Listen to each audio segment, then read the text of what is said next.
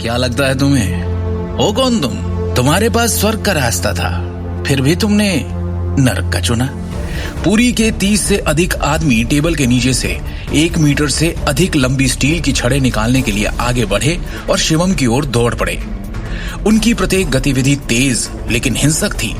जैसे ही उन्होंने अपनी स्टील की छड़ें शिवम की खोपड़ी की ओर घुमाई, ऐसा लगा जैसे शिवम की मौत आज निश्चित है। क्या होगा शिवम का? क्या वो स्काई टावर से जिंदा निकल पाएगा?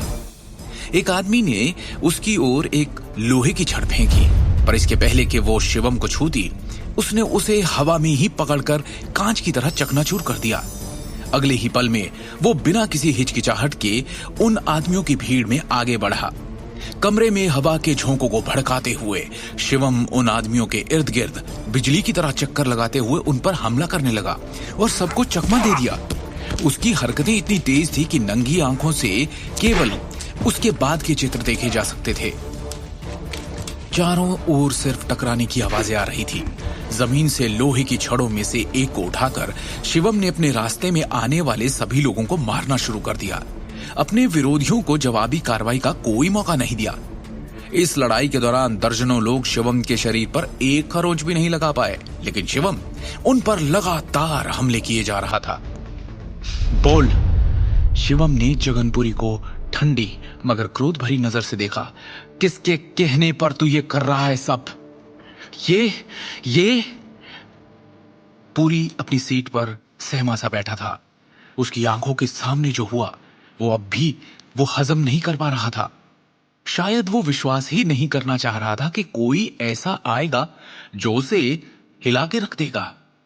उसे जो जानकारी मिली थी उसके अनुसार शिवम गांधी एक मामूली आदमी और निकम्मा दामाद था, और जो जमीन पर पड़े थे वो निर्दयी हिंसक गुंडे कई जान ले चुके थे, खून का स्वाद चख चुके थे और कोई उन्हें आज तक छू भी नहीं सका था।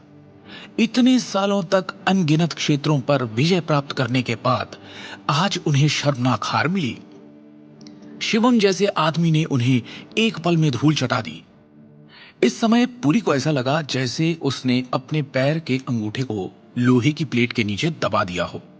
तुझे क्या लगता है, जरा सी मार्शल आर्ट क्या सीख ली, मेरे आदमियों को हरा दिया तो मुझसे बड़ा डॉन हो गया तू? अपने हाथ से सिगार फेंकते हुए पुरी जोर से चिल्लाया, मेरे एरिया में मेरे साथ खिलवाड़ करके तू मौत को बुलावा दे रहा है। शिवम ने निडरता और बिना भाव के साथ कहा, कोशिश करके देख ले। उन शब्दों को सुनकर पुरी की भौहें थोड़ी फड़क गई।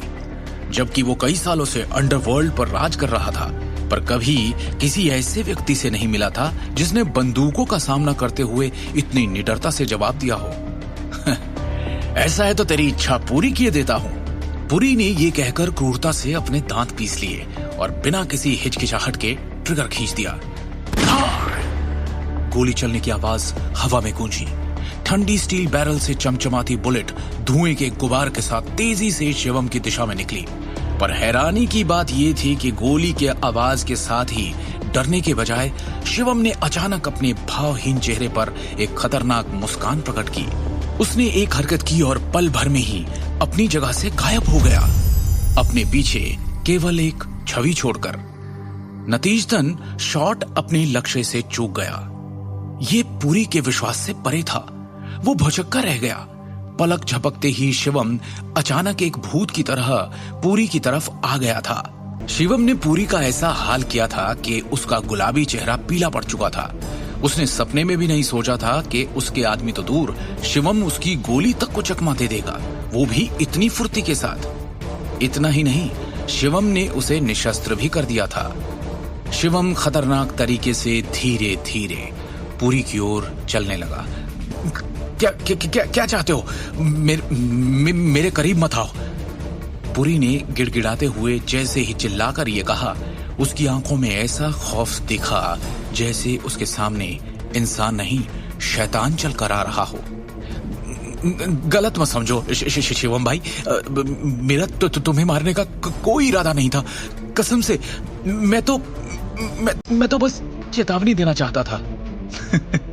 चेतावनी? पुरी को अपनी किए पर पछतावा होने लगा। उसने कुछ सोचा, फिर शिवम की ओर उसकी आंखों में देखा। क्या क्या आप एक प्राचीन मार्शल आर्टिस्ट हैं? पुरी ने झिझकते हुए पूछा। ओ, शिवम जरा चौंका, क्योंकि उसे उम्मीद नहीं थी कि जगनपुरी के पास प्राचीन मार्शल कलाकारों का ज्ञान होगा।